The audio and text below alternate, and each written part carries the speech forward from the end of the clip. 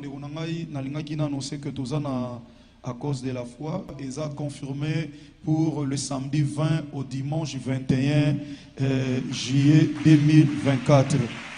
Donc, du samedi 20 au dimanche 21 juillet 2024. Donc, cette fois-ci, tout ça, la 9e édition samedi dimanche, dans l'esplanade, il y a Palais du Peuple. Voilà.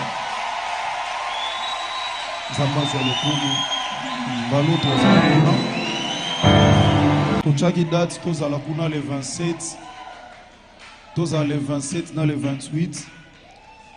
Le roi Moussala Nzambe Zamoko, tukala qui date le 27, dans le 28, mais malheureusement, tant au moni, de qu'on a vu son Mike à un concert le 27, Moussala Nzambe Bundisa Moussala Nzambe te, et on a tout changé qui date par rapport à Moussala Oyondeko Mike Kalamba ya Rosala na stade de Martyrs.